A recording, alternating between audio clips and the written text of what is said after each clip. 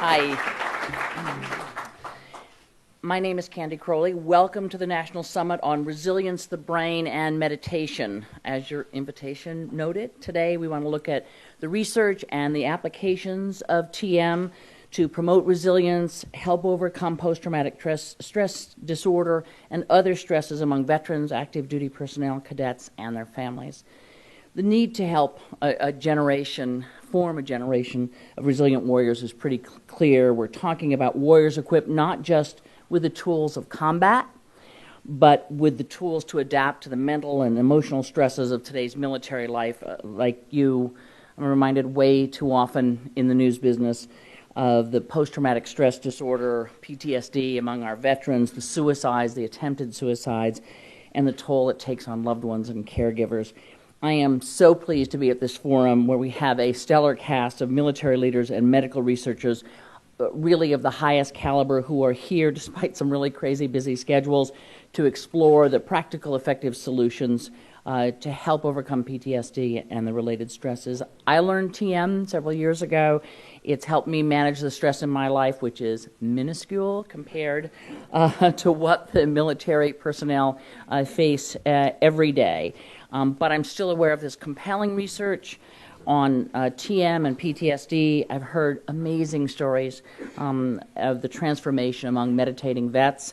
And I know the nonprofit organization that's hosting this event, the David Lynch Foundation, and its division operation, Warrior Wellness.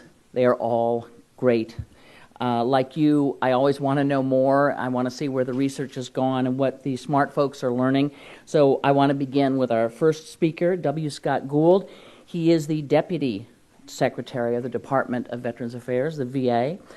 Prior to that, he held top executive positions at IBM Global Business Services, the O'Gara Company, an investment services firm, and Evolve, which is the tech services company. He is, I think more importantly to this, a Navy veteran.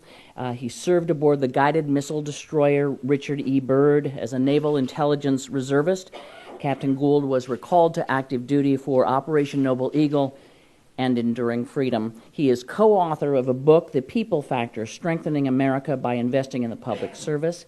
Ladies and gentlemen, Deputy Secretary of the VA, W. Scott Gould.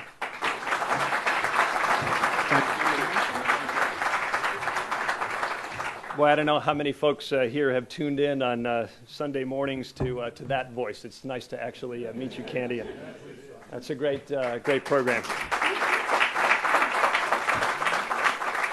Thank you all for inviting me to your National Summit on Resilience, the Brain, and Meditation.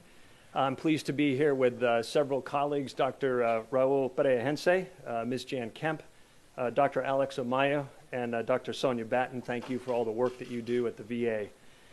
This summit is particularly timely. Alternative forms of medicine for patients with post-traumatic stress are gaining acceptance, they're increasing in popularity, they're augmenting our current healthcare solutions. It wasn't long ago, in the lifetimes of many of us in this room, when combat or other trauma-related stresses defied diagnosis, much less proper and timely treatment.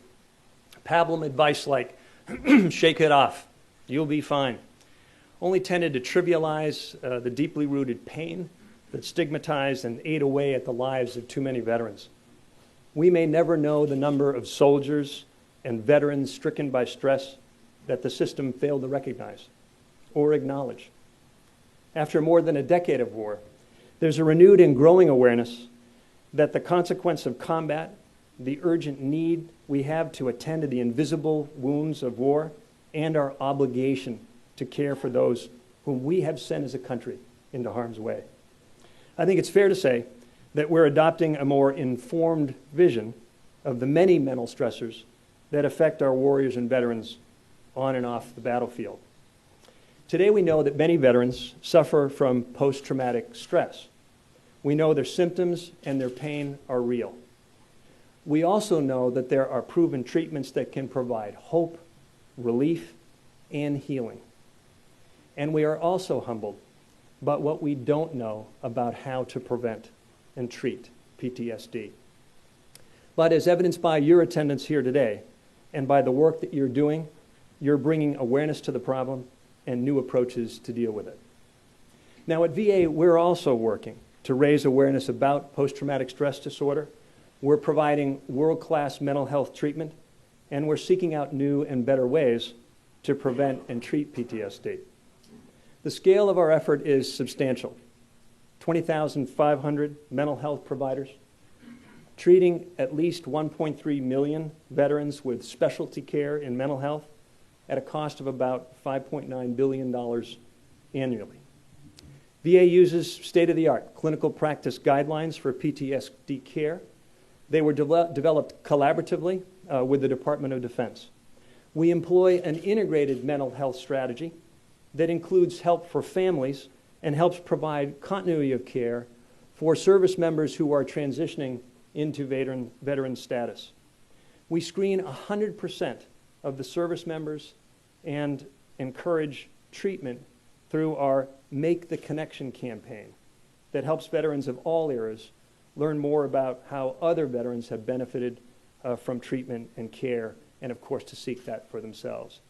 And we also cooperate with a wide range of nonprofit organizations, 501c3s, whose dedicated volunteers provide additional options and complementary services. It's really a team effort. But all of you know that we are also overcoming a terrific headwind. First is our own culture. I'm okay. I can handle this. Incentives in the work environment that basically say, if I admit I need help, maybe I'm going to jeopardize that next promotion or call into question my security clearance. As families, we shield people from the recognition that they need help. He's okay. They'll get over it. Don't pay any attention to that behavior. And finally, and most profoundly, our own inability to admit when we need help and take the difficult step of reaching out for it. But the fact remains that even when we do get people into treatment, not everyone responds to treatments currently offering the most likelihood of benefit. And so we have to learn to recognize, relieve, and cure PTSD to veterans' patients in new ways. To this end, VA has called on a proud tradition of mental health research and development that has produced effective treatments for PTSD, such as cognitive processing and prolonged exposure therapy, as well as leading-edge clinical care that has been extended to include many alternative and complementary medicine treatments, including meditation. Last year, VA completed 2 evidence reviews that screened 1,776 articles and selected 7 randomized clinical trials for review. The conclusion was that current evidence on meditation and PTSD needs enhancement. We know that meditation has been used in treatment of PTSD, and we're anxious to identify its benefits and to determine if there are any potential risks for veterans in its use and under this condition. To develop our understanding of the effectiveness of meditation, we group meditation into roughly 3 buckets: transcendental meditation, mantric repetition, and mindfulness. And we resolved to fund studies in each of those areas. As a result, VA supported 3 clinical trials and 9 evaluation projects to study the effectiveness on meditation on PTSD. These projects have begun, and we're looking forward to the results across all 3 types of meditation. One recently published VA-supported clinical trial on mantra meditation showed that it was helpful in reducing PTSD symptoms, such as hyperarousal, compared to a control group. Our meditation field projects have been well received by our veterans, and this is critical. We have to recruit people on a voluntary basis to participate, and we expect to recruit even more in the coming months. We've also begun work collaboratively with the National Institute of Health and the DoD on future research opportunities in this area. With your help, the help of the folks, people in this room, we are understanding the effectiveness of meditation and PTSD in new ways, and we're hoping to join a range of potential therapeutic approaches to treat PTSD at the VA. What we once imagined as a new care paradigm may find its proven and rightful place in practical applications to the benefit of our veterans, adding to the tools we have to provide even better care that is safe, effective, and evidence-based. The point here is that these techniques are additive to the set of treatments that we have for our veterans today. VA continues to encourage our researchers to explore new areas of treatment for PTSD, including meditation. And we intend to make available additional research and development funding in the future to make this possible. Thanks for your invitation today to bring attention to the potential that meditation has on PTSD and to highlight VA's commitment to expanding our understanding of how to prevent and relieve PTSD with evidence-based studies. Today's summit, this summit, will shed more light on studies that have been performed, areas of promise, and opportunities for future study. Congratulations to the David Lynch Foundation and for all you are doing to address the mental health needs of our veterans. Thank you.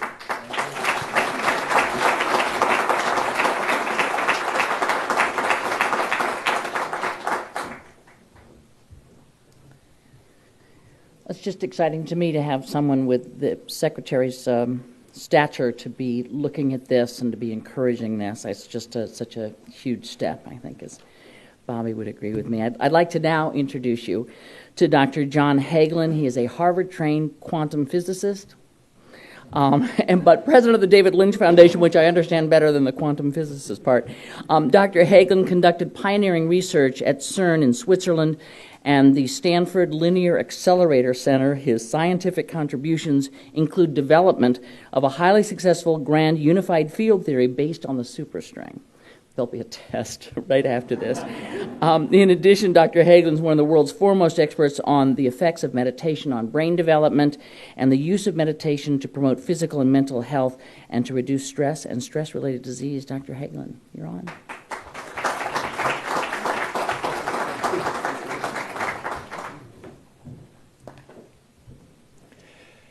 As Candy said, this afternoon we're going to be taking a quick look at the research and applications of one very effective approach for the treatment of PTSD and other stress-related problems that our veterans confront due to the severity of circumstances on the battlefield.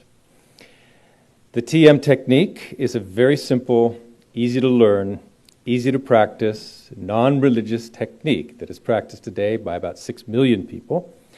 And the research that has been done on this technique now over years suggests that it is a simple way to take deep rest at will.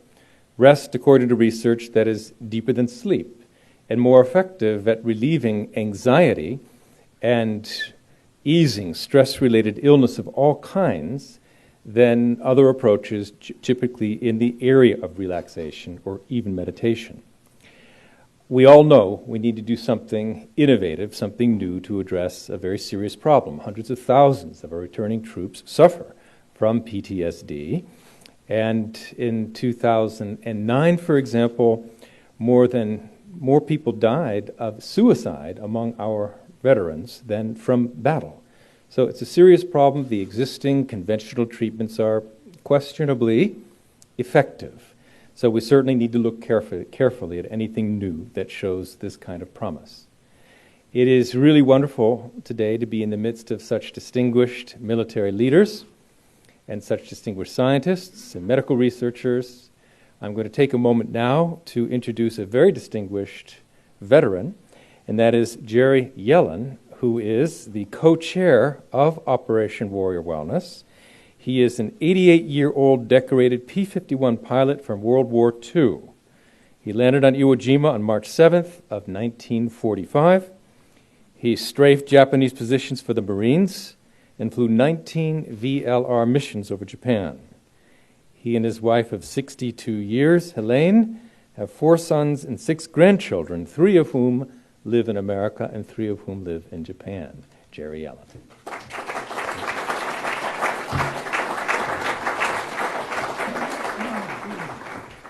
On April 7th, 1945, I took off from Iwo Jima.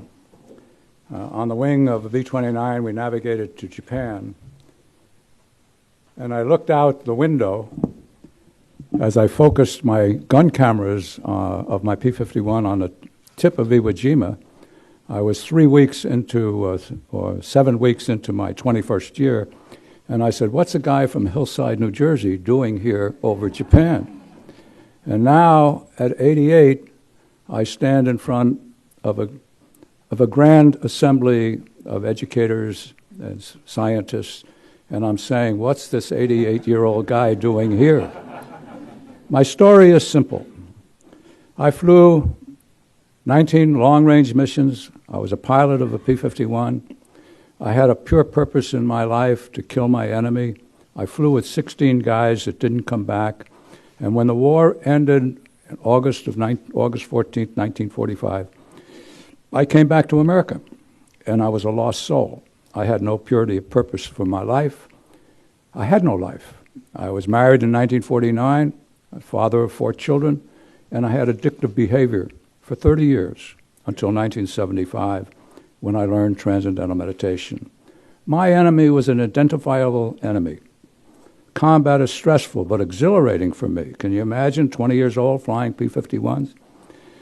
And then the letdown was so gigantic that I didn't have a soul. When I learned transcendental meditation in 1975, I got my life back. We have been fighting for 18 years, 10 years in one place and 8 years in another. The enemy is not an identified enemy. They speak another language, they wear different clothes. Friends and enemies look alike. And the stress that our soldiers, our Marines, our sailors, the military are under is immeasurable. And then they come home, and they don't know who they are. Transcendental meditation saved my life. It can save their lives. You're going to hear some science. You're going to hear from people who practice meditation. Please listen carefully. Take it to heart. We all have an obligation to take care of our veterans. Those who perform acts of kindness without expectation of reward receive the greatest reward of all, immortality.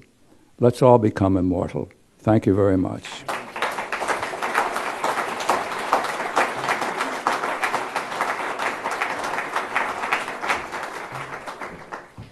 As Jerry and Secretary Gould alluded to, PTSD was once a secret that so many military men and women just lived with over the generations and struggled with. One of those, Dan Burks, was just 19 years old when he went off to Vietnam.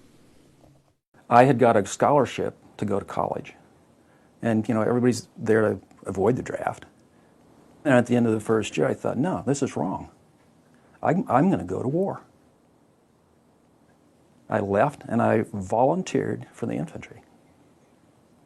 We were attacked at night. I'm at this place called Budap. The machine gunner hid. So I ended up being machine gunner.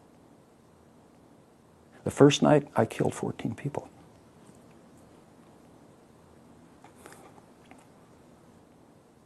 That fight went on for 2 weeks. 2 weeks. So this is very, very, very distressing. And it creates huge amounts of distress in your system. In your system.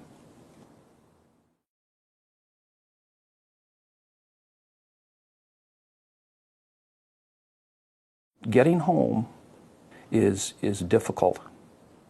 And that's a whole big deal because things changed. Things changed. All of a sudden, you're in a different culture. All these people don't understand you. They have no idea. They don't realize that you're always still in the rubber plantation of the jungle. I stopped talking to my parents. I had really bad relationships with other people. I did not feel happiness. I did not feel sorrow. I did not feel surprise. My feelings were gone.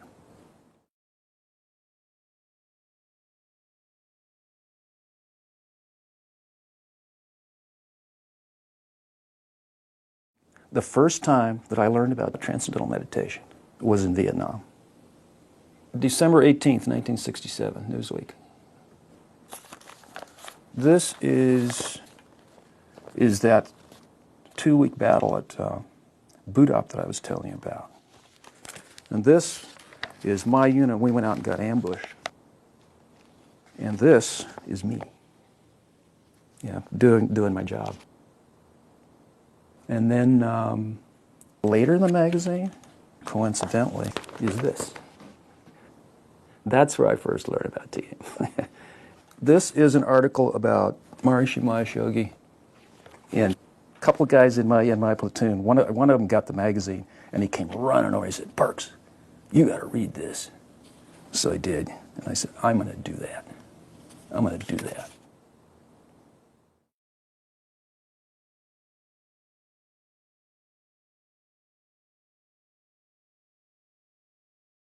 So one day, my wife comes home, says, "Hey, I saw a poster about transcendental meditation."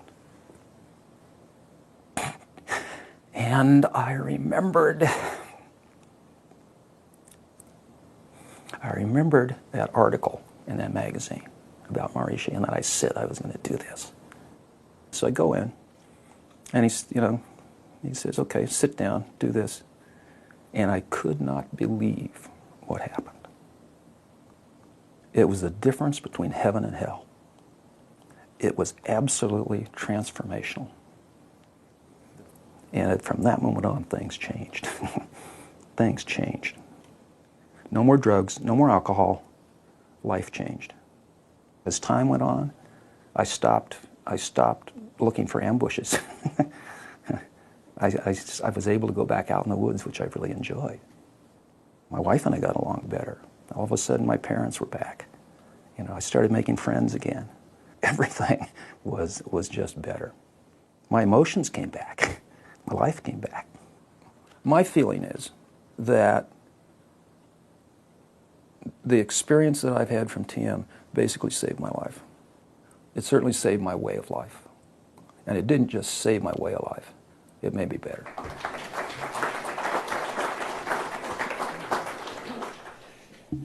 I find that story so heartrending on the one hand and so inspiring on the other. And similar stories from so many servicemen and women with whom we've had a chance to come in contact and to work with. So how could this happen? What is transcendental meditation from a neurophysiological and physiological standpoint? If we could have the first slide. This defines meditation, classically understood, is a technique to take our normally outwardly directed attention powerfully within to experience deeper, quieter levels of mind, quieter, deeper levels of the thinking process, even slipping beyond thought to what is called transcendental consciousness, which is the simplest, least excited state of consciousness. When that happens, next slide, the body simultaneously gains a deep state of rest due to the relationship, the connection between mind and body. So this is one of many studies, a meta-analysis of 32 published studies showing levels of rest during the meditative state deeper than sleep and deeper by far than conventional relaxation. Next slide. The very deep rest gained during meditation is very effective at dissolving stress and anxiety. This is a major study, Stanford University meta-analysis of 146 previously published studies on the effects of various relaxation and meditation techniques on anxiety. And you can see that all the forms of relaxation tested have a statistically significant effect. But the effect of transcending, which is going to a much deeper state of rest, is certainly significantly greater. Next slide. Now, by the way, not surprisingly, relief from stress that is measurable is going to have benefits in terms of stress-related illness. And most illness is caused or complicated by stress. And we'll be hearing more about that very shortly. But I'm going to take my remaining minutes and talk about the effects of TM on the brain. Next slide. As the mind settles to deeper and deeper levels of silence, the body simultaneously, as I said, gets deep rest. Next slide. And what's happening in the brain transforms simultaneously. So every level of mental excitement or de-excitement, levels of mental rest, have their own electrophysiological profile. There's a difference between active attention or concentration and cognitive processing, which looks very different from the quiet reflection you might find in a typical meditative practice, like a mindfulness practice, very, very distinct. Transcending is going beyond even that quietest level of reflection to a state of complete silence where the electrophysiology is again completely different. Next slide. To summarize it in a nutshell, you have what is called global EEG coherence, high amplitude alpha waves across the entire brain. Next slide. Analyzed mathematically, you can see on the right somebody who has been meditating twice a day for 3 months versus the same person 3 months earlier. This is during meditation. What you see on the right is a striking correlation or integration of the functioning of the brain, so-called global EEG coherence or maximum orderliness of brain functioning. Next slide. Well, orderliness of brain functioning to such a striking degree has more than academic interest, because orderly brain functioning correlates with intelligence and rising IQ, creativity, learning ability, memory, academic performance, moral reasoning, psychological stability, emotional maturity, alertness, reaction time, resilience. Everything good about the brain depends on its orderly functioning. Now there seems to be something extremely simple that anyone can do and learn in a couple of days to systematically increase the orderliness of the functioning of the brain. Next slide. When it comes to stress and traumatic stress, those who are doing research in this field have identified that as a result of acute stress, overwhelming stress, traumatic stress, the fear center or amygdala of the brain lights up as it's supposed to do, but doesn't always settle back down. The amygdala is like a math coprocessor or fast floating point processor that filters all of our sensory input, does a fast scan of everything we see before it even registers in the rest of the brain. And it is scanning continuously for possible threats, like a tiger jumping out from behind a rock. That sends the heart into palpitations. It does a variety of things that it is supposed to do. It triggers the fight or flight response. Next slide. And part of the fight or flight response is to shut down the so-called higher brain or prefrontal cortex, which is responsible for higher human functions like planning, judgment, decision-making, and shunts the blood flow to the rest of the brain, the reactive brain or primitive brain, appropriate for flight or fight or flight. But unfortunately, when the stress is acute, it is sometimes the case that the amygdala gets stuck on overdrive, a chronic excitation of the amygdala. And when that happens, the fear center is on constant alert, hypervigilance it's called, and you see threats everywhere where threats are not. Settling down to sleep, for example, becomes very difficult. And we're going to be hearing more also in a moment about what this actually means for the lives of soldiers and veterans on the actual experience, day-to-day experience. And for that, next slide, using brain imaging technology, like fMRI, you can actually see the amygdala cool down and its surrounding subcortical structure, surrounding basal ganglia, and you can see a reactivation and restoration of blood flow and metabolic balance to the brain, something that didn't happen or doesn't necessarily happen for somebody even after months and months of regular sleep and rest. But the deeper rest of transcendental meditation can unfreeze, unstick the accelerator, and even very quickly, over a period of days or months, as we will see, can restore balance to the functioning of the brain. Next slide, please. So it is a great pleasure for me to talk about what this really means for life and living, to introduce Dr. Norman Rosenthal, clearly highly esteemed, really one of the foremost psychiatrists in the country, to talk about this. For 20 years, Dr. Norman Rosenthal served as senior researcher at the National Institute of Mental Health and currently serves as clinical professor of psychiatry at Georgetown University Medical School. Dr. Rosenthal is the internationally renowned psychiatrist who first described what's called seasonal affective disorder, SAD, and pioneered the use of light therapy for its treatment. He is the author of over 200 scholarly articles and 5 books for the general public, including his most recent book, Transcendence, Healing and Transformation Through Transcendental Meditation, Dr. Norman Rosenthal. Thank you.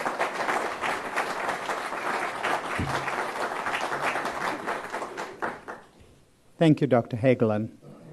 I have heard the stories of Jerry Yellen and Dan Burks many times, but I'm never failed to be moved by them.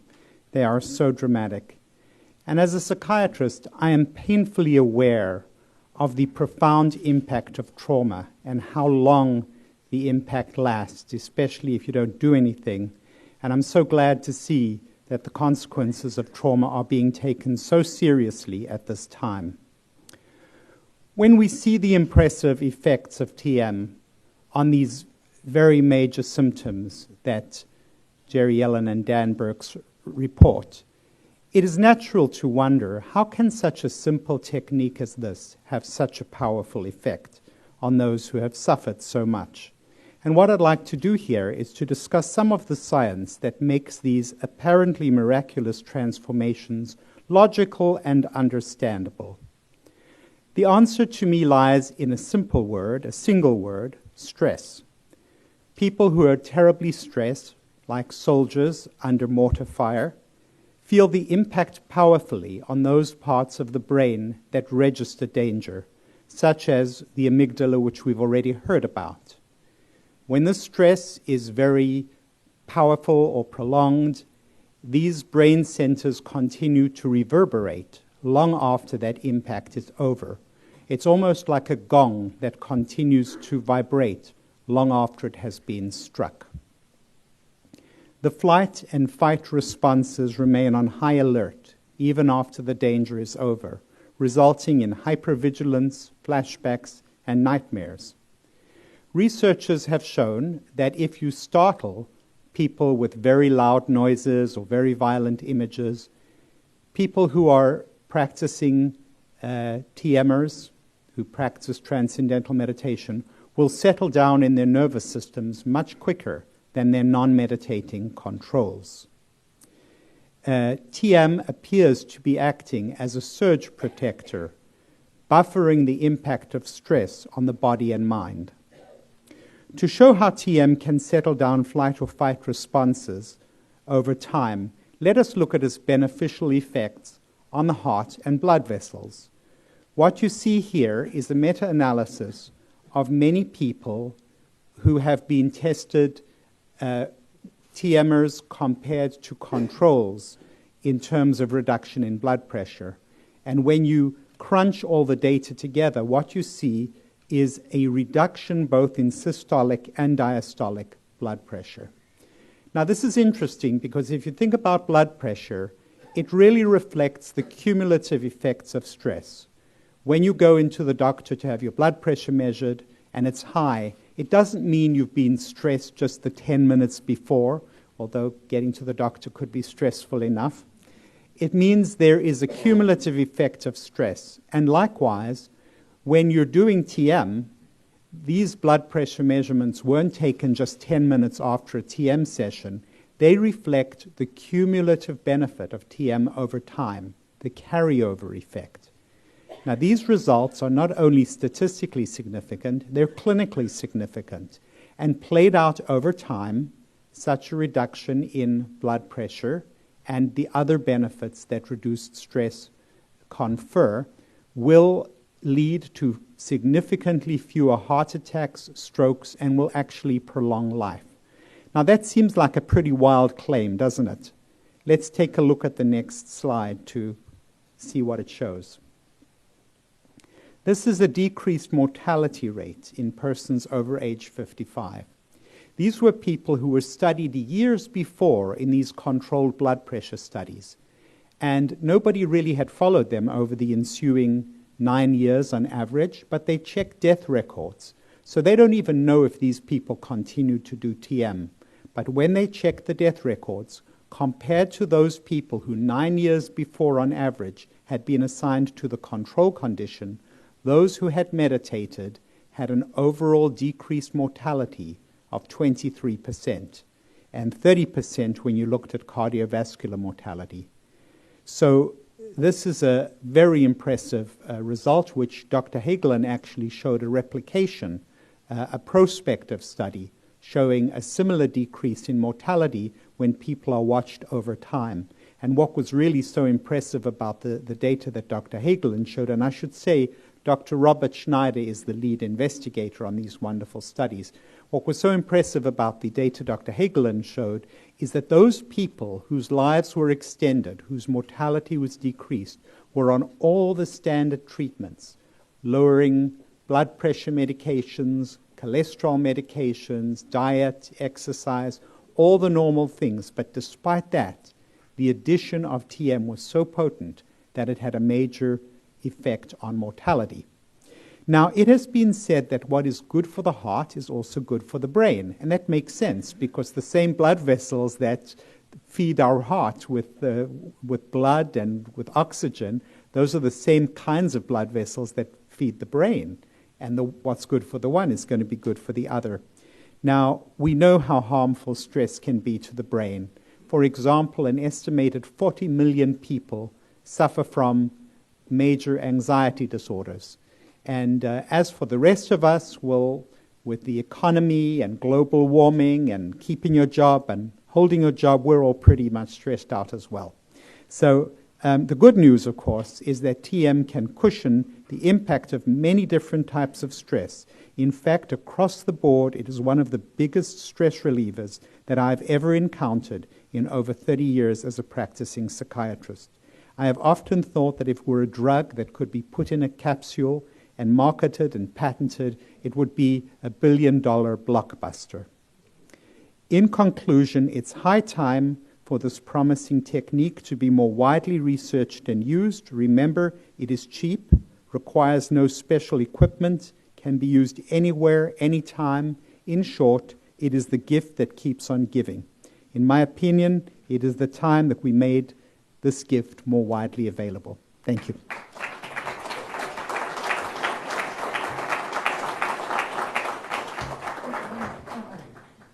So we have heard a little bit about how TM can help veterans overcome the nightmare of PTSD, but the next natural question is how do you prevent it from happening in the first place, which is why today, for the first time, you're going to hear the story of a visionary military college president, his staff, and his cadets who are using TM in a new way to promote resilience, to upgrade the way cadets are trained before they are sent out in harm's way. This year, Norwich began training a select group of cadets in transcendental meditation to see how meditation can benefit a soldier long before he or she sees combat.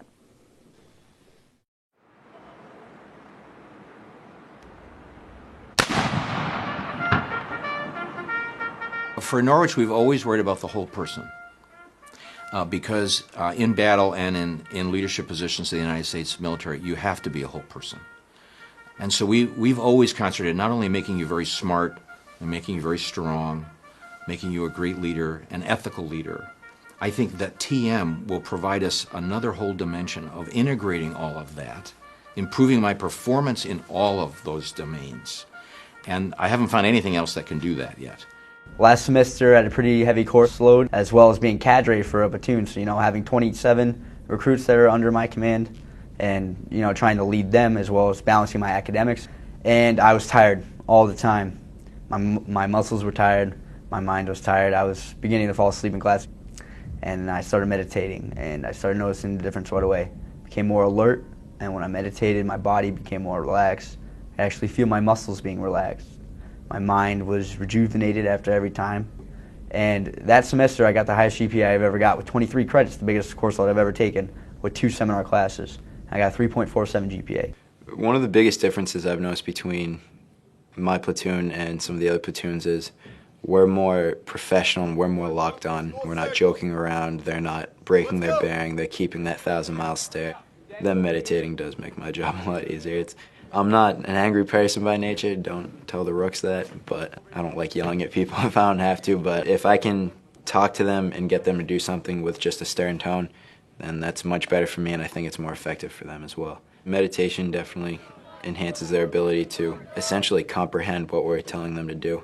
I remember when I was a rook, we were told things 3 or 4 times before we finally got it right. We tell it to them once, maybe twice, and they're getting it right. We've kind of picked up a bit of a reputation on campus as those weird people that meditate, and I kindly point out to them the fact that we don't fall asleep in class. We've got better PT scores, we do better on tests, we have better uniforms, we don't get yelled at as much as they do, and then they quiet down pretty quickly after that. I would say the biggest benefit is the energy. I mean, in high school I would drink like a whole thermos full of coffee a day, and I don't have to do that anymore. It feels good to not have to rely on things like that and be able to do it myself.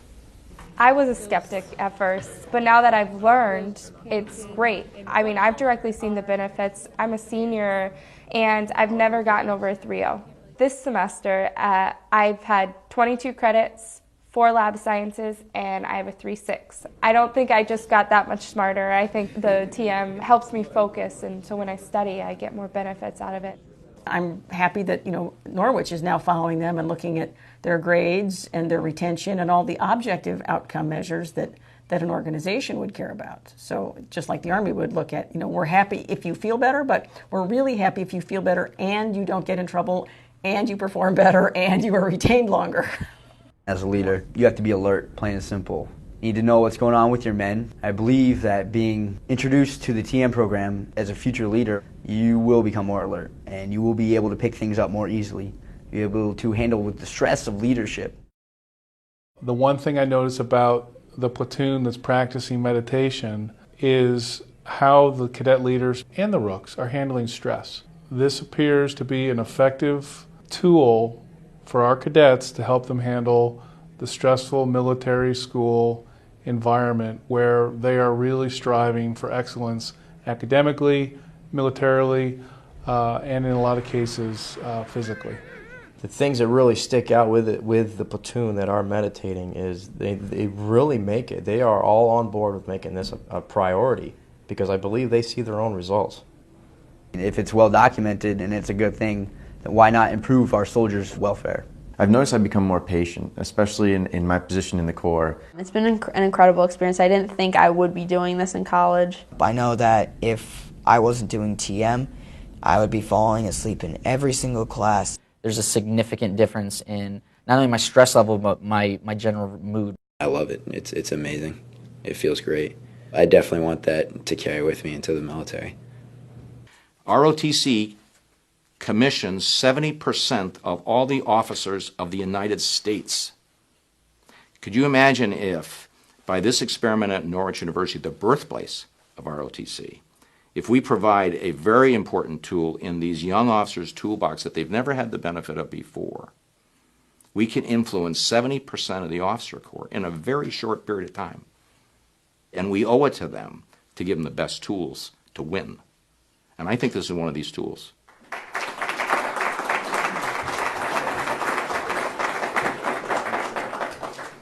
Dr. Richard Schneider is the 23rd president of Norwich University. He is a 1968 graduate of the U.S. Coast Guard Academy. He was regimental commander of the Corps of Cadets, sailing master on the bark Eagle. He was commissioned as an ensign in the Coast Guard and served 8 years of active duty, including a tour in Vietnam. He served 30 years of both active and reserve duty, retiring in 1998 as a Rear Admiral. Dr. Schneider's military awards include the Coast Guard Distinguished Service Medal, Coast Guard Meritorious Service Medal, Coast Guard Commendation Medal with Gold Star, Navy Commendation Medal, and numerous campaign decorations for service in Vietnam. He earned a master's degree in liberal studies from Wesleyan and a doctorate in public policy from the University of Delaware. Dr. Schneider is, amidst all of this, married to Jamie Gilroy and has 4 married daughters. Dr. Schneider, the floor is yours.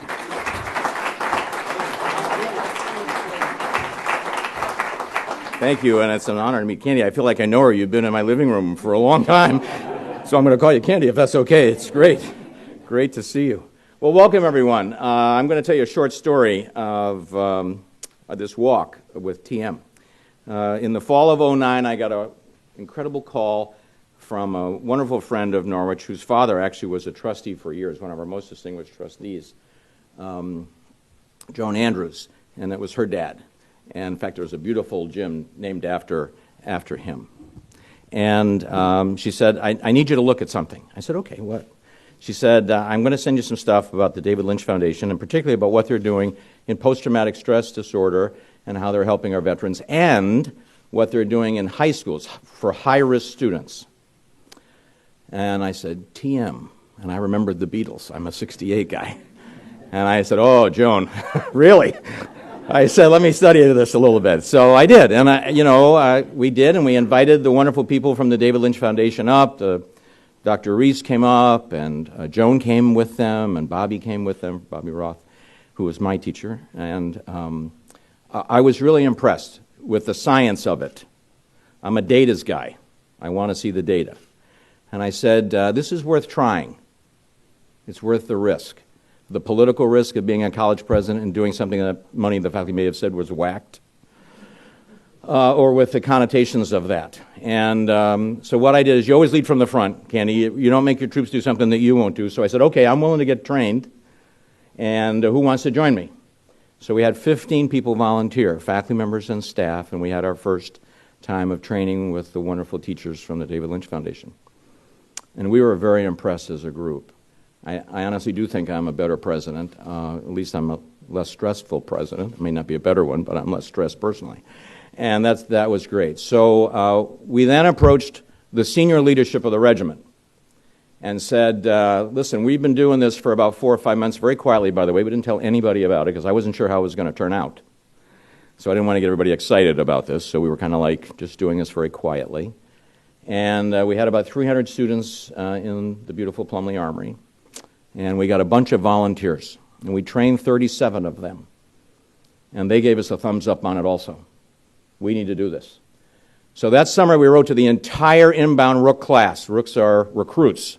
That's the Norwich shorthand. For those of you that want to come to Norwich again, please, or come. You can send your young people to us. We'd love to have them. But we wrote to them, and over 60 parents said, I'd love my student to be able to experience this training. And by the way, it's all volunteers. So we set up 2 platoons, one that had been trained right away as soon as they arrived at school, and then a control group. Within a couple weeks, the control group was angry with us. We want that training now, because they were hearing stories from their classmates about how much better they were doing in school. And for me, it's all about improving performance, academically, athletically, discipline-wise, in every way at school as a whole person. So actually, that group did finally get trained this spring.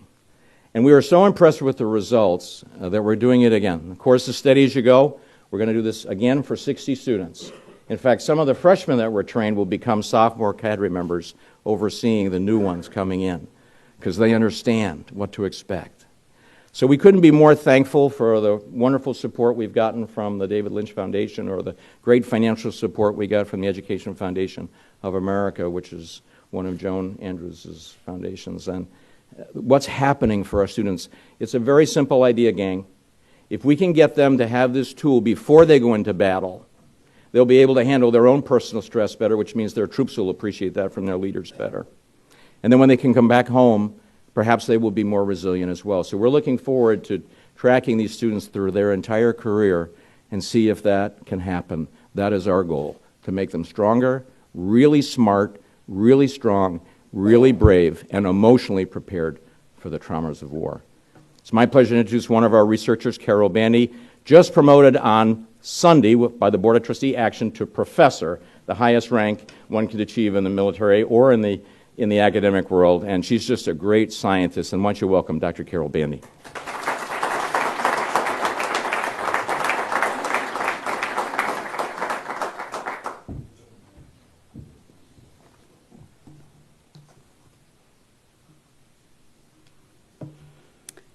My colleagues and I have been studying the neurophysiology of the threat response and post-traumatic stress in veterans and cadets for the last 5 years.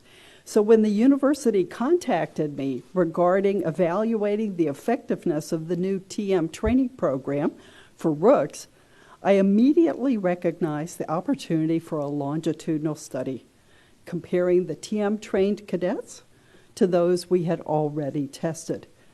We hypothesized that TM training would not only reduce stress, but that it would also build resilience and psychological hardiness, and that this would happen over time gradually. And ultimately, psychological hardiness and resilience would help to either prevent a severe response to eventual combat trauma or to allow them to recover from it more rapidly. In the process, of course, we could evaluate the effectiveness of the TM training in the short term as well. So these were and are our research questions. Great, this works. So for the present study, we had 60 freshman volunteers, Rooks, who were randomly assigned to one of two conditions. First group was immediately trained in the TM technique. This was the experimental group. Or they were assigned to be in the control group, the poor control group, which had to wait 6 months. But they were invaluable for the study. It's because of them that we now have confidence in the findings that I'm going to be presenting to you.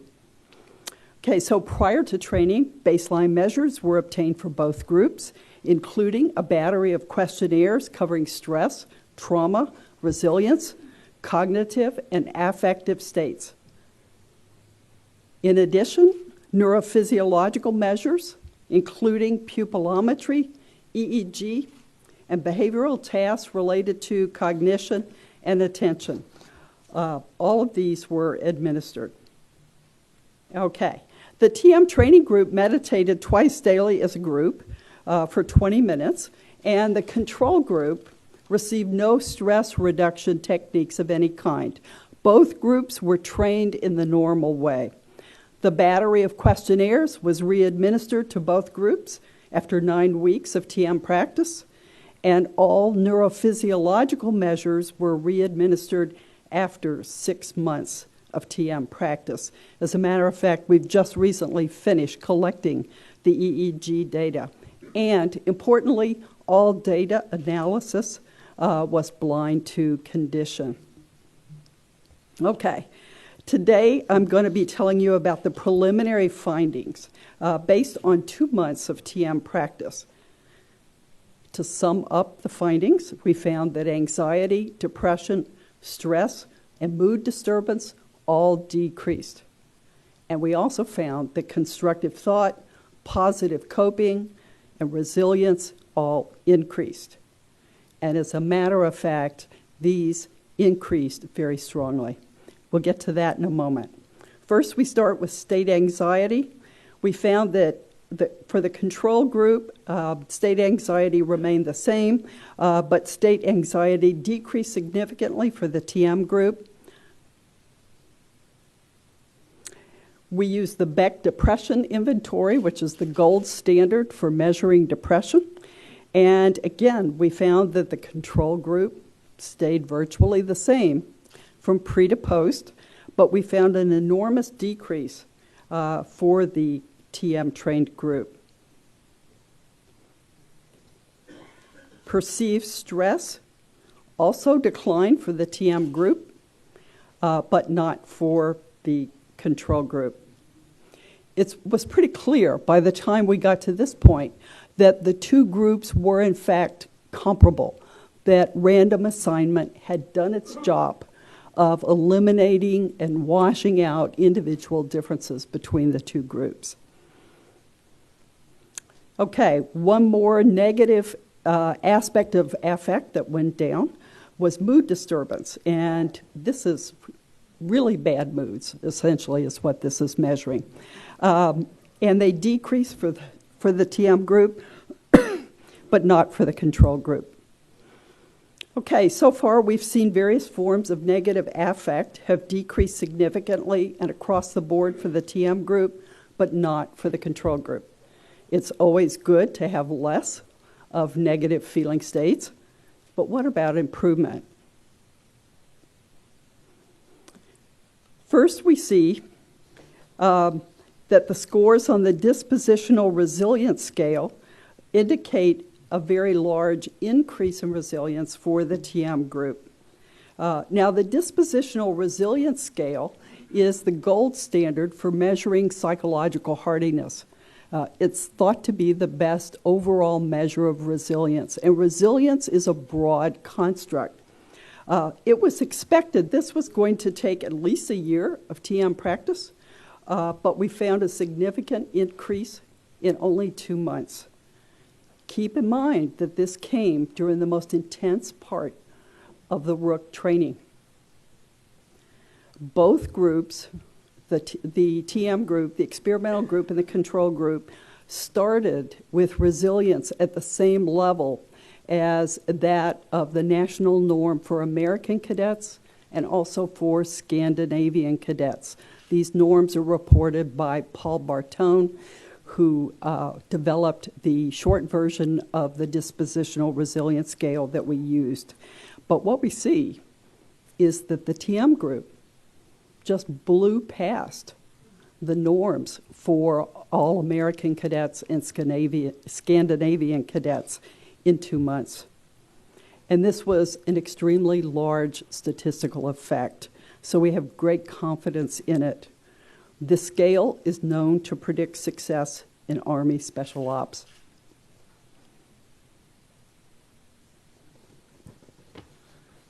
Okay. The constructive thinking inventory was used to measure whether negative kinds of thinking, things like esoteric thinking, superstitious thinking, naive optimism, if those would decrease and more positive aspects of thought would increase. Better logic, better understanding of cause and effect, that sort of thing. And again, we found an enormous effect for the TM group in increase of constructive thinking. This was quite large. We also found on a subscale of it that problem solving and coping also increased. Okay, finally, we come to what really excites me, and that's the future analysis that's going to begin as soon as classes end. Finally, we're going to be taking a look at what's going on in the brain. My colleagues and I are quite excited about this.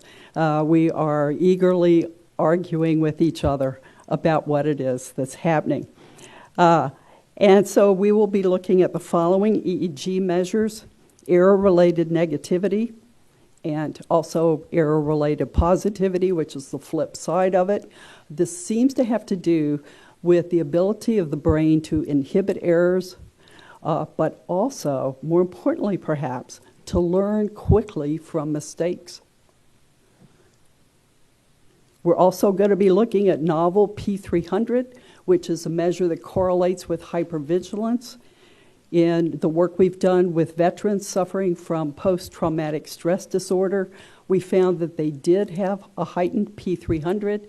They also had heightened hypervigilance, but the ones who were suffering the most also had a high level of dissociation on the dissociation scale.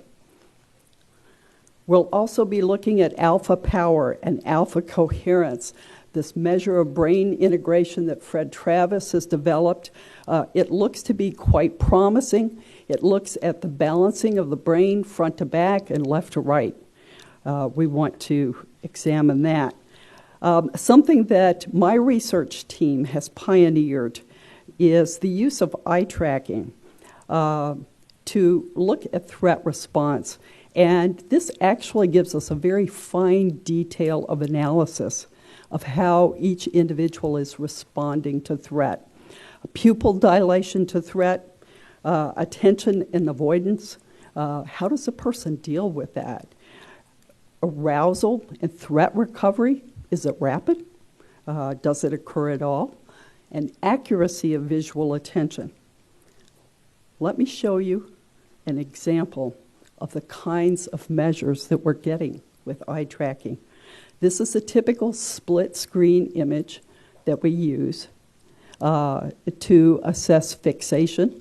You see that on the image on the left, there are many eye fixations that are recorded as circles that are aqua. This is not surprising because this is a disturbing, unusual image. Compared to the right, that is to say, the one on the right is similar in terms of the position of the individual, but obviously the meaning is extremely different. So this is going to give us a great deal of information. Okay, the significance. Resilience and constructive thought developed much faster than we had expected. And it's not just resilience according to the dispositional resilience scale, but literally all of these results that we found and that have been found over and over again over the last 40 years for TM, that's resilience. Resilience is a decrease in negative emotions. It is an increase in positive traits and abilities. So we would say then that the results of the TM practice are essentially resilience. The TM effect is a resilience effect. And resilience is known to be the opposite of post-traumatic stress, which is why we're so very interested in it. Now, the last question I will leave you with, the one ultimately most exciting, I think, to neuroscientists is the brain, during the practice of transcendental meditation, optimizing itself? Possibly what occurs during transcendental meditation is that the conditions are set up very easily for the brain to take over and run its own maintenance script that allows it to literally return to normal and then move beyond that to a more optimal state. At any rate, we will continue this as a longitudinal study, and thank you very much. The next speaker today is Lieutenant Colonel Mark Hagenlacher. He is an assistant commandant at Norwich University, and I must say he's become a good friend, and without him, it would have been very difficult to collect 120 EEGs.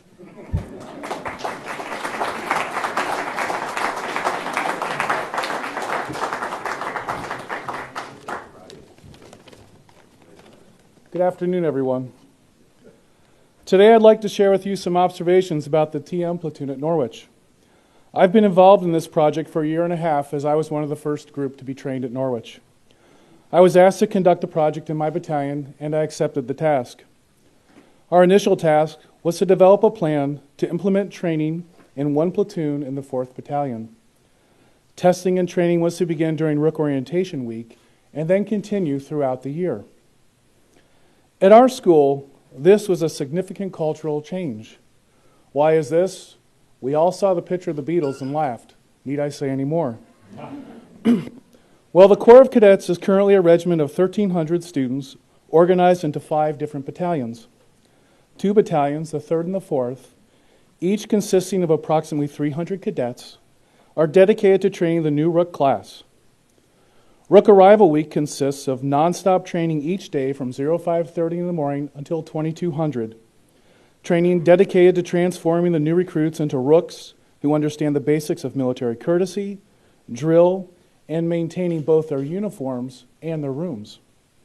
A week later, classes start, and now we add academics to the mix. By March, their cadre are required to successfully complete the training mission and have them recognized as freshman cadets. Adding additional responsibilities to this mission are not typically popular. To prepare our Rooks to be trained in TM during this busy time, we needed to add in 4 hours of group training and testing and 1 hour of individual testing. A daunting task, the cadre requested to develop and execute the schedule for their recruits. This unique group of cadre was developed using key leaders who had participated in the spring TM trial. The leaders assisted in developing and shaping a chain of command in the 4th Battalion and specifically in the Cadet Training Command 11 TAC 4 that was willing to participate and support the additional responsibilities. All TM testing and training was accomplished on time, and cadre also ensured each missed Rook training session was made up for each and every recruit. After training, we needed to create, for the TM platoon, dedicated time to meditate during the week. During our trial, we determined that routine practice would be defined as enabling them to meditate at least 10 times for 20 minutes per session during a typical week. We set up a schedule that allowed them 11 opportunities. To enable this, we moved most of our recruits out of their 0800 classes and then established a second time each evening during sergeant's training time. This was not a popular move. Although losing 20 minutes of training time Monday through Friday nights, our rooks still had the highest average on their rook knowledge tests in their company. My motivation initially for conducting the TM test was based on our experiences and data that TM appeared to be a practice that would have benefit for our students to better handle the stresses of being scholars and cadets. As we were preparing to start the project this summer, the loss of one of my classmates from the Naval Academy, Captain Select Kurt Yingling, class of '88, to a battle with PTSD, galvanized me to action and has kept me focused on investigating the potential impact TM will have on our cadets as they prepare to serve our nation. Thank you very much.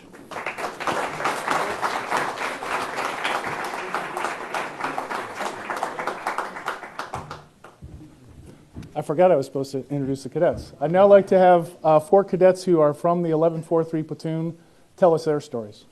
Gentlemen.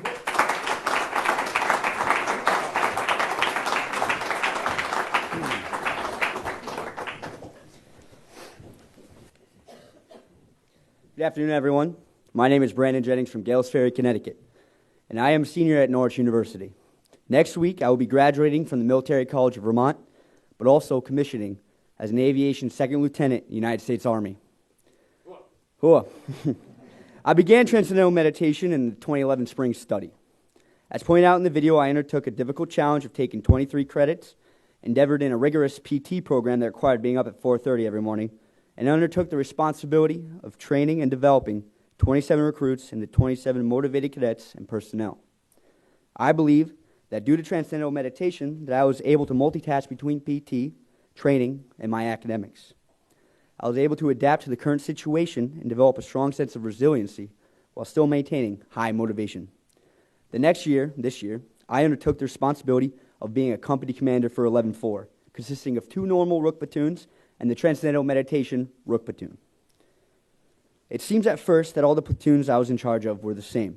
However, as the year progressed, I began noticing changes within the Transcendental Meditation platoon. They were not having difficulty staying awake during study hours or throughout the day in class. Their uniforms were pristine, their discipline and morale high, much higher than the average platoon. This was no mere coincidence. The same thing that was happening that happened to me the year prior. Discipline, confidence, situational awareness, performance, motivation, adaptability, and resiliency were improved drastically compared to any other platoon I have witnessed. Ladies and gentlemen, TM works plain and simple, and has worked not only for myself, Mr. Lieber, Mr. Gerard, and Mr. Foley here, but for the entire platoon, for the platoon that is beginning the TM today, for our veterans returning home who are practicing, and for those in the future who will begin to. There's no doubt in my mind that I will carry TM with me as I start my journey through life as a second lieutenant in the United States Army. Thank you for your time.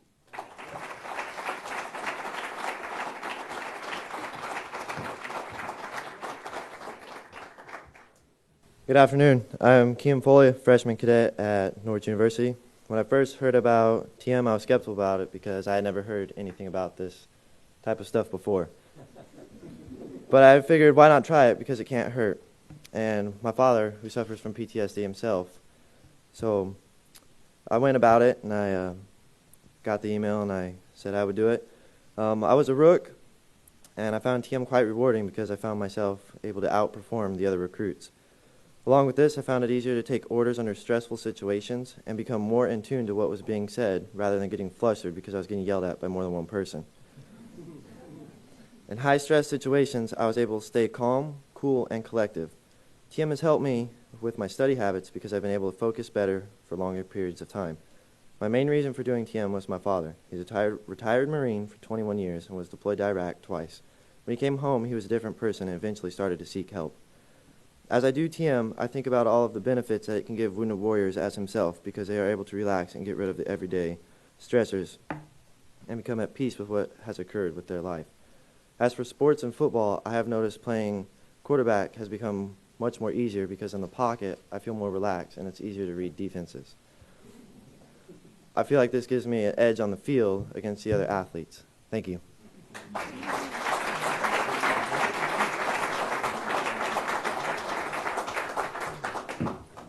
Good afternoon. My name is Jacob Gerard, and I'm a junior at Norwich University. I participated in the meditation study, first as a member of the men's lacrosse team, and then as a freshman squad leader. I initially started practicing TM to help enhance my athletic ability, but soon found it enhancing my leadership in a military setting also. I mostly found the effects of meditation bettering my focus and efficiency. In the spring of 2011, I started meditating along with a handful of teammates from the men's lacrosse team. Personally, I saw an improvement in focus and had a clearer mind even in the middle of drills when I was winded. The awareness that I developed was great. I knew what to do and say on and off the field. The team saw the effects of meditation, I believe, and had the best season in a decade. When I took the job as a squad leader for freshmen, I wasn't sure what to expect with this study. Being as it was a volunteer study, I assumed we would have a group of freshmen who weren't as resilient as they could be. I believe that was an accurate assumption, but an amazing thing happened. These scared, stressed freshmen became rapidly resilient. Personally, as a leader in front of them, I found myself making the right decisions and finding the right words to say, even when I was under stress. I believe that the awareness I gained through meditation was fantastic and contributed greatly to my athletic and leadership success. Thank you.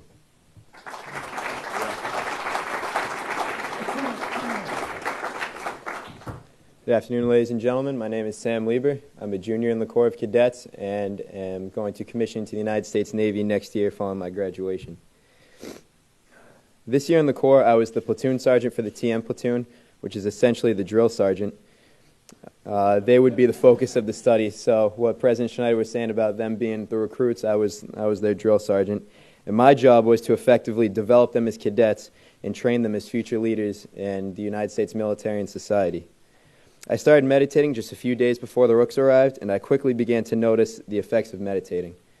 Rook Week is a week of controlled chaos for the Rooks and a week of trying to control chaos for the cadre. During this week, cadre staffs, typically composed of a drill sergeant or a platoon sergeant and 3 staff sergeants, will typically work in shifts, allowing each member to be appropriately rested at all times and allowing the overall staff to work effectively. But during this week, we didn't work in shifts. When we would drop the Rooks off at their scheduled station, we would go back to one of our rooms and then meditate. And then all 4 of us would be back there to get at the Rooks, which allowed us to train them more effectively. Throughout the year, we found that our Rooks were having a much less difficult time learning the information being taught to them compared to that which we had seen in the other platoons. We were able to teach a lesson, and the Rooks were able to immediately apply that knowledge to their daily lives as well as their jobs and their duties as Rooks in the Corps of Cadets. They became much more diligent workers in terms of not only their work in the Corps, but also their academics, resulting in outstanding grade point averages platoon-wide, including the cadre staff. There's no doubt in my mind that transcendental meditation makes a difference and has made a difference in my life more incredible than I had initially expected. With a larger workload than the average college student and the everyday stressors of college life, I was better able to cope with the stress and manage my work, allowing me to have an outstanding semester. Having seen my own results, I plan on taking TM with me after college in all my future actions and endeavors. Thank you.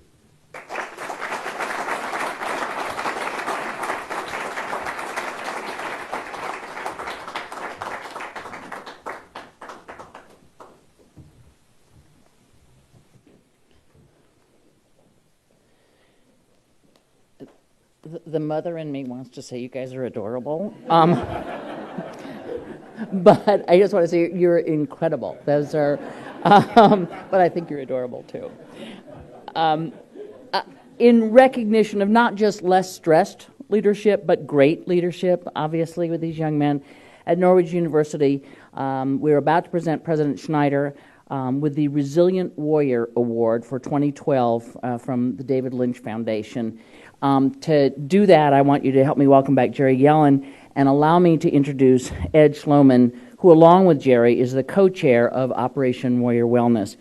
Ed is a retired Chief Master Sergeant from the New York Air National Guard and a Vietnam Marine, a disabled veteran serving from 1960 to 1966. He is currently president of Fidelis Services Group, a certified service-disabled veteran-owned business. Some of his military decorations include the Meritorious Service Medal, the Air Force Commendation and Achievement Medals, Vietnam Special Medal, Vietnam Cross of Gallantry, and the New York State Military Commendation Medal. Bring your medals and come on up, guys.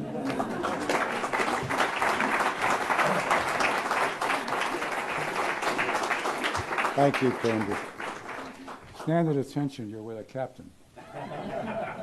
He's talking to a sergeant major. I don't think it works. I think we see a future general or an admiral in the audience.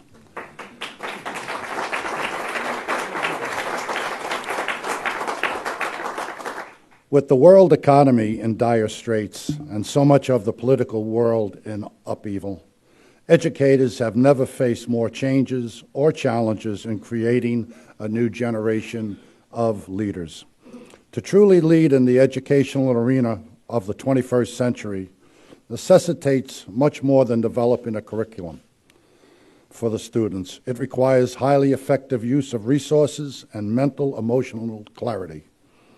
As a result, visionary leaders in education are required to learn how to be more resilient, to teach their students to be more resilient. But when your students are in a military university, and the odds that some of them one day will face even true dire straits such as combat, that resilient leader needs to be very, very special. Resilience is often described as a personal quality that predisposes individuals to bounce back in the face of loss or stress. Resilient leaders, however, do more than bounce back. They bounce forward. Bouncing forward to arm your students with a tool that shall prepare them to overcome anxiety, depression, drug dependence, maintain balance within the family, and overcome the possibility of PTS is what President Schneider has accomplished. He has given his students a powerful tool, which we call Transcendental Meditation, TM. TM is becoming part of the curriculum at this prestigious Norwich University. You have seen and heard from his students how deeply this meditation has transformed their lives, how deeply they respect the gift President Schneider has given them. He is a true educator, he is a true leader, and he's a true resilient warrior. So it is with deep respect and honor that the David Lynch Foundation bestows this Operation Warrior Wellness Resilient Warrior Award for the year 2012 to a great American, a great warrior, a great friend, to President Schneider.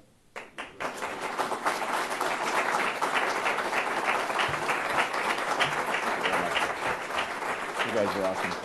Good to be with you. Thank you very much. Thank you. Thank you. You want to get it? Okay.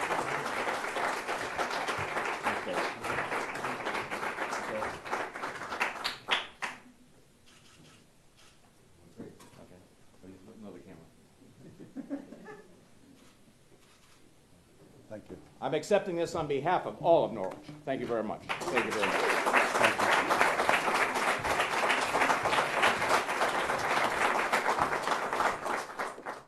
you. When that car bomb went off, I remember everything was in slow motion. It's so horrible, these explosions and killing and seeing his friends right in front of you, your good friends. That was the hardest for me, listening to everybody screaming. I didn't know how to deal with that, and it just, something stayed in me, or I should say, something went away. Oh, when he come back. That's the part that sometimes I don't like to talk because it's so painful. He was out of his mind for the effects of the war. I just gravitated towards alcohol. I bought whiskey, I bought Jack Daniels. Because as soon as I had a couple swigs, I was like, all right, well, that takes care of that. And so every time afterwards, when it would creep up, when you go drink. He had many car accidents because he was drinking. He said, I don't care, Mom, I don't care. If I die tomorrow and I crash a car. So I was afraid many times he will kill himself. Many. That one day when I come from work or when I go downstairs, when I wake up in the morning. He will be dead. I lived like that for so many years. When he found the TM, he changed his way of thinking. I experienced this relief from the constant anxiety attack my life had become. TM, it's all in the individual. It comes back to the core of who you are as a person and what you're made of, and you have to give yourself a chance to try to make yourself better. He's thinking about the future, thinking about respecting more than anything, respecting himself, loving himself. He is happy. It's beautiful. It's incredible. That is the boy that I raised. TM saved his life.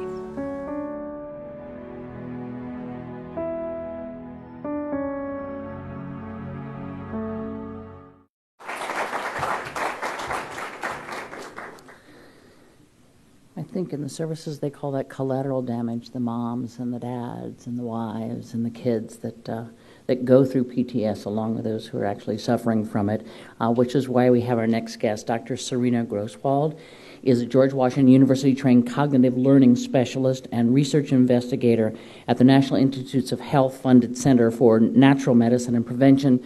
She is co-authoring a series of trials studying the effects of the transcendental meditation technique on PTS and resilience among military personnel and veterans. Dr. Grosswald.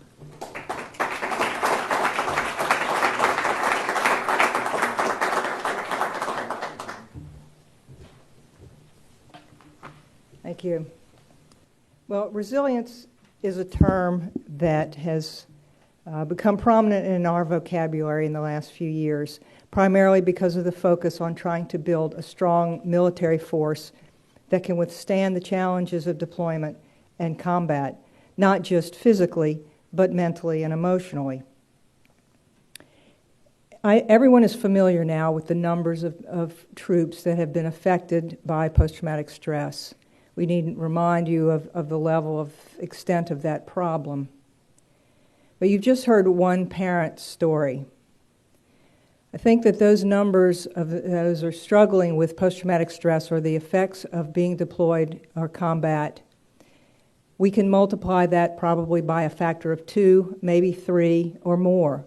Because as Candy mentioned, for everyone that participates in the service, there's a mother, a father, a husband, a wife, a son, or a daughter, all of whom are affected by the long absences of their service person as they're away, and then trying to cope with the changed person when they return, who's not the same as the one that left.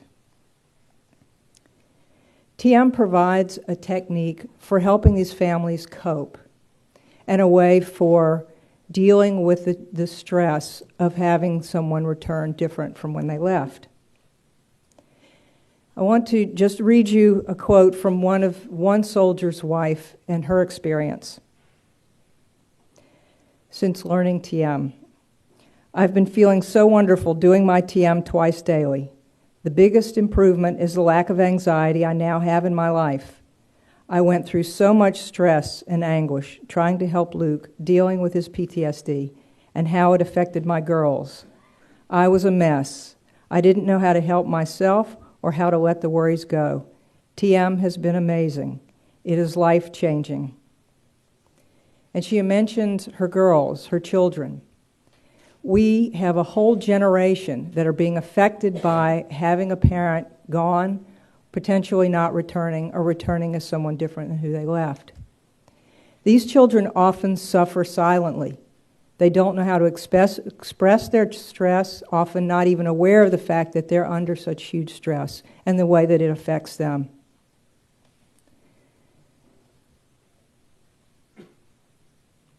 I'll tell you the story of one retired special ops, who was suffering from PTSD. And after he learned TM, he realized the extent to which it was affecting his family. He learned afterwards that his daughter had been sleeping on the couch out in the living room the entire time that he was deployed. She was maintaining her own vigilance while he was in Iraq. This has a significant effect on these children. And research has shown that early exposure to chronic stress results in greater psychological disorders later in life. Problems like ADHD, behavior problems, severe anxiety, depression, substance abuse. TM for the families provides a tool for them to buffer the consequences of having a family member away and experiencing what that family member is experiencing. And there's another group, some who are probably in this audience as well, who also suffer the effects of PTSD in a different way. And those are the healthcare providers. Providing service and healthcare to the large numbers of people that they see every day, hearing their stories every day, has a significant effect on them. And research has shown that the stress of the care provider affects the patient outcomes. We also have been providing TM to several of the social workers in different areas. Here's a story of one of those social workers. Before starting TM, I'd been increasingly frustrated, anxious, and overwhelmed at work. The littlest thing would set me off into some kind of tirade.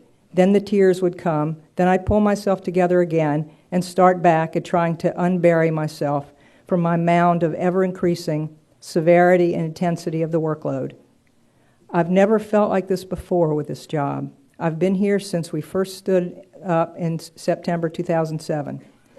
Since I started TM, I no longer have the tirades or crying outbursts. I don't dread seeing certain patients anymore. I've been sleeping very well in a deep sleep, waking up to do my meditation, then feeling lighter for most of the day. My perspective on things is changing. My kids have commented on the change, and they love it. Resilience is the ability to respond to a stressful situation without being overwhelmed by it and being able to quickly return to a state of calm. It's not only our service members who need that, but it's also their families and their caregivers. You've heard the science and how and why the transcendental meditation technique works and the research that supports it. Now we've had some glimpse into what it really means to an individual and to a family, and how TM can change lives. Thank you.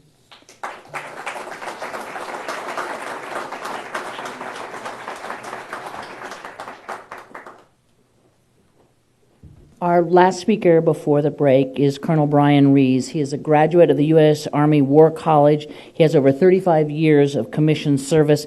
He is a veteran of 4 tours in Iraq and Afghanistan. He received his MD and his Master of Public Health from Tulane University.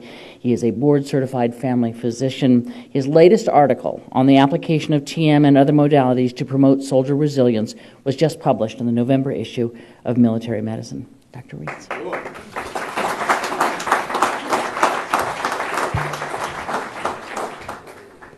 Thank you. Candy, if I may. You're part of my Sunday mornings also. You and Fareed, your colleague. Yeah. Good afternoon. It's great to be here. There are advantages and disadvantages to being last. I get to hear what everybody else has to say. And now I know clearly that all of my prepared remarks are redundant.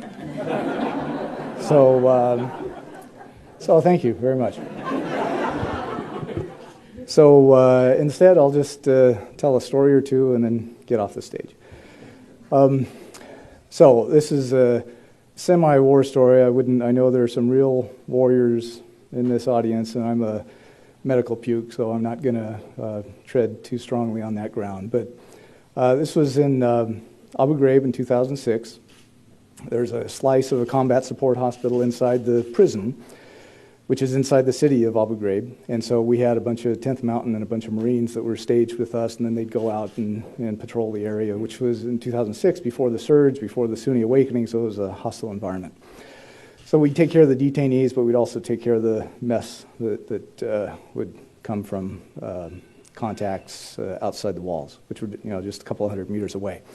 So this one evening, I'm walking around the hospital, and there's a gaggle of nurses with this toddler, which you wouldn't see every day. It's a beautiful little girl, probably about 18 months old, with these huge long eyelashes and giant eyes.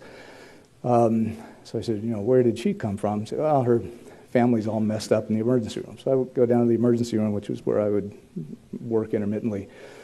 And sure enough, what had happened, I'm standing next to this Marine who's probably 19 years old or so, and he had been manning a checkpoint a couple hundred meters outside the gate, and a vehicle had run their checkpoint. This minivan comes. So 20 minutes ago, this Marine is at the checkpoint, probably bored to tears because there's nothing going on for hours, and then a vehicle approaches, ignores all the signs, doesn't slow down, and at 150 meters, he fires warning shots, 75 meters or 100 meters or so, you fire into the engine block, and then if that doesn't stop him, you light up the vehicle.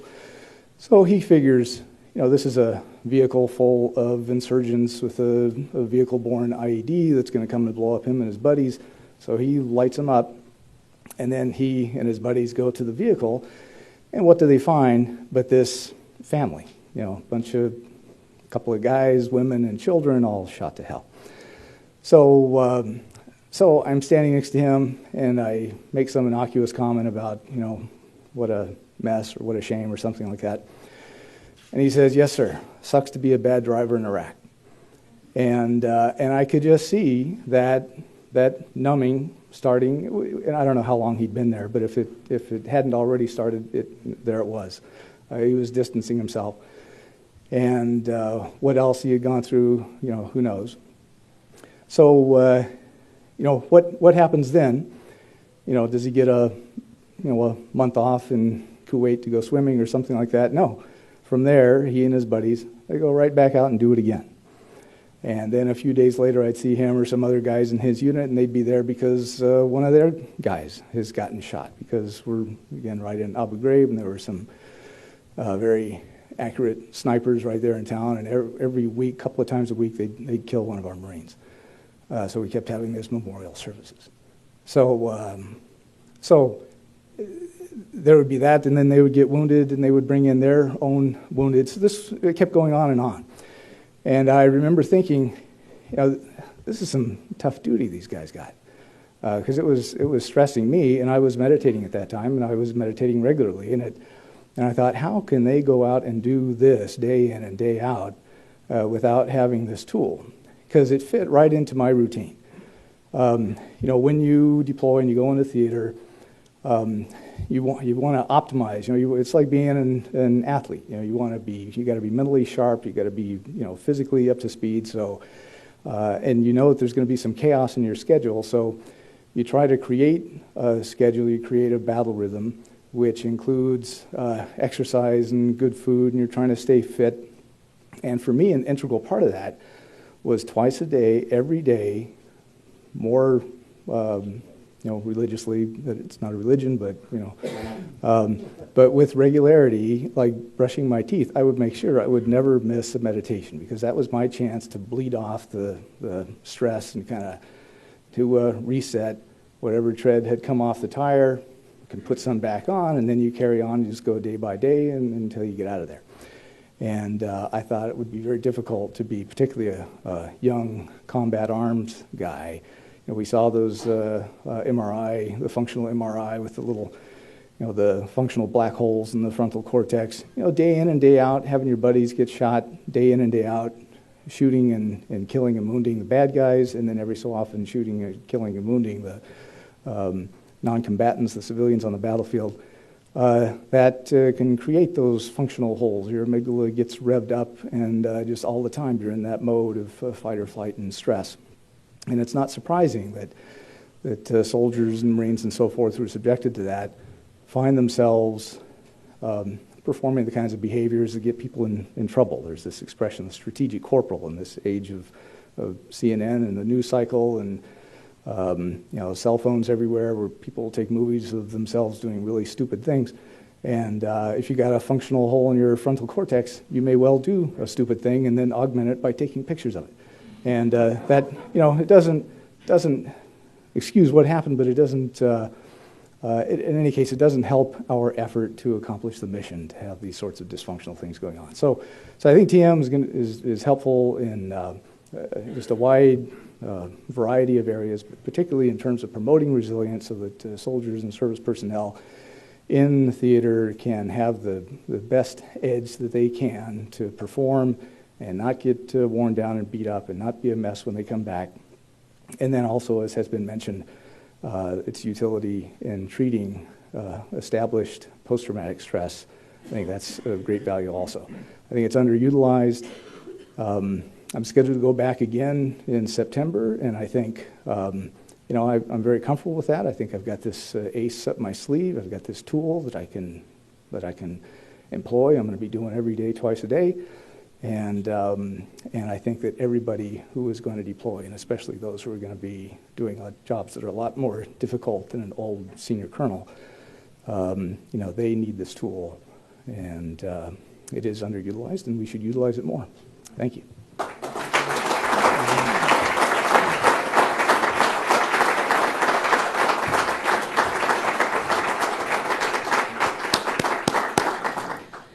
So I'll share a secret with you. We're in segment 17, and my instructions here are Candy summarizes and closes before breakout sessions. So I don't think you actually need me to summarize. I will tell you one thing that Bobby and others at the David Lynch Foundation won't say. So let me just quickly say, if you would like to help Operation Warrior Wellness to get this technique to as many soon-to-be warriors, current warriors, past warriors as possible, those who want it, please see them because they will tell you a way to help financially. But I think the way I would summarize this up is, now you know, so pass it on. Thank you all for your attention.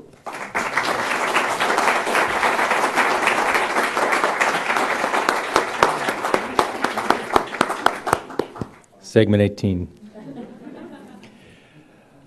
I want to thank some people very much. And first, I'd like to thank Candy Crowley, who is, with scientific objectivity, I think I can say, the smartest and best journalist and commentator on television today. I'm a big, big fan. I'd like to thank Deputy Secretary Gould. I'd like to thank President Schneider and his incredible team and cadets for coming all the way from Vermont today. I'd like to thank our wonderfully distinguished veterans for their service and for their presence here with us today, our research scientists, medical researchers, brain scientists, everybody for their wonderful presentations. Everybody in this room really is a person of authority, a person with a circle of influence, and really I invite your help in helping us bring this program, which also, I think, with scientific objectivity, I can say, based on the research, has the greatest promise of any approach, in addition to all the tools we currently have, but a powerful new approach to augment and increase the success of all the current efforts to bring this program to all of our troops in training, veterans, and their families and loved ones who have to cope with the enormous challenges due to their service of our country. I'm going to invite our Sergeant-at-Arms, Executive Director Bobby Roth, to give us our marching orders now. But for myself, I also thank you all very much for coming. Thank you.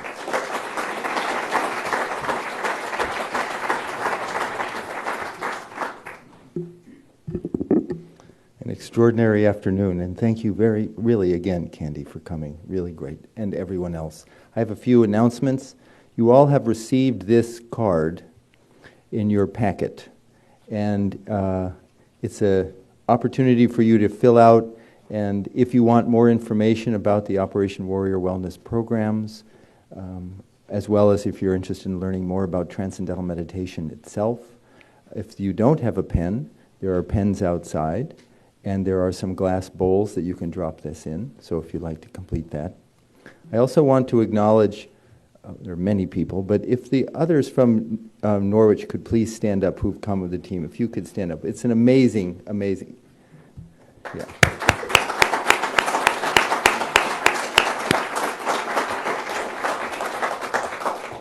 You also have received a listing of some of the programs and research, some of the partnerships and research projects that Operation Warrior Wellness are collaborating with. And finally, I think it's very important to acknowledge one individual here, young may he be, who has done a phenomenal job to organize this. Please acknowledge Austin Iyer.